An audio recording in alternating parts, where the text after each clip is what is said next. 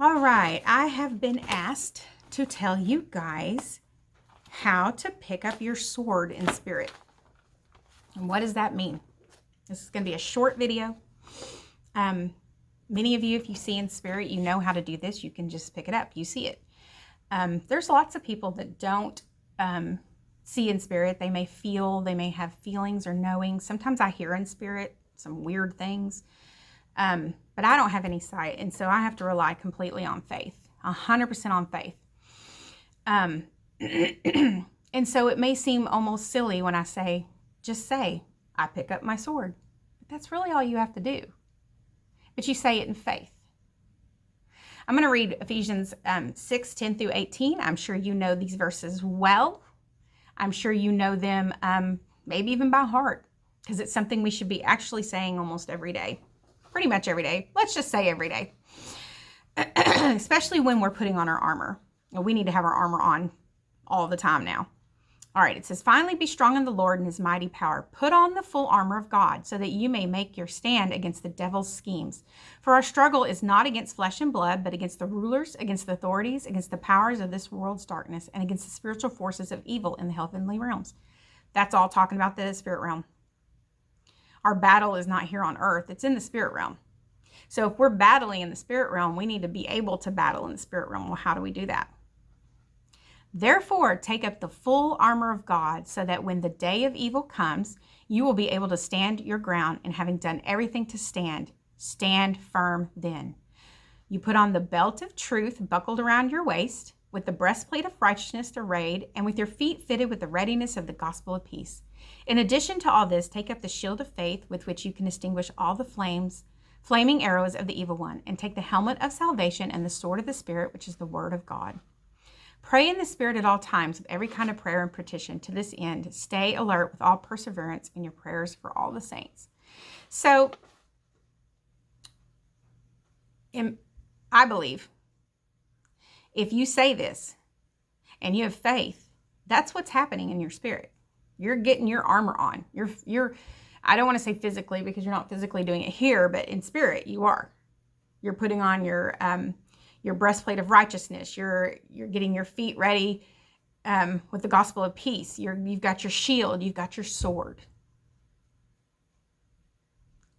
And when we start deliverance, we start learning how to do deliverance. When I first started, I would literally say, I take off your head. And I believe that that's what was happening. That as I was casting out demons from people, I take off your head. And I believe that in spirit, that's what was happening. I had faith that that's what was happening. So if you don't see in spirit, you really just need to have the faith to say, I'm going to pick up my sword now and I'm going to fight with it. And I'm going to fight the evil. Because there is a battle raging in the spirit realm. And it is literally against good and evil. And honestly, it's here. But you got to stop and see it. Because everything boils down to good or evil here. Everything is of Jesus or of Satan. Everything. And sometimes you might say, well, such and such is good. It doesn't have, the evil. It doesn't have fornication. It doesn't have the things that we know we shouldn't be doing. But then you need to take it down. You need to break it down. What's the root of it? Here's a good one. Disney. Lots of people let their kids watch Disney. Lots of people think it's good because, let's say Disney Junior. Mickey Mouse Clubhouse. My granddaughter loves that. I don't like playing it for her, but she loves it. And it teaches some really great stuff. So you might say, well, that's good. Is it? Let's break it down. Where does Disney come from? Who makes Disney?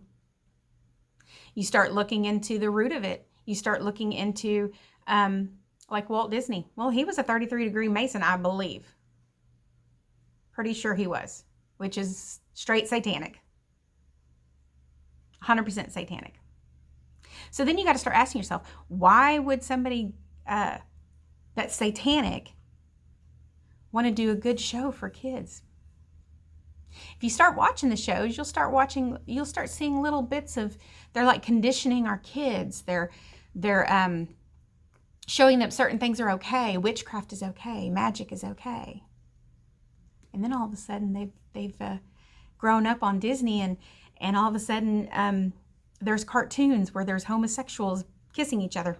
The first homosexual kiss happened on a cartoon. I believe it was Disney. So now all of a sudden we're normalizing that, and it's okay. And it's okay if, little Johnny and Steve get together, because Disney's good. Disney's okay. See how that works? See how all of a sudden it's not for good? And that's why I say everything is evil or good. Everything is for Jesus or for Satan. Light, dark, no gray. And that's the way the spirit realm is. But in the spirit realm, it's obvious what's evil and what's good. Here, it's hidden. So when you're learning to do spiritual warfare and you can't see in the realm, just say, I pick up my sword. If you've got a friend there with you and they already knows how to do that, have them hand the sword to you. I've done that many times. Here, I'm handing you your sword. Take it. It's as simple as that. We just have to have faith. Okay, I hope you guys learned something from this. Bye.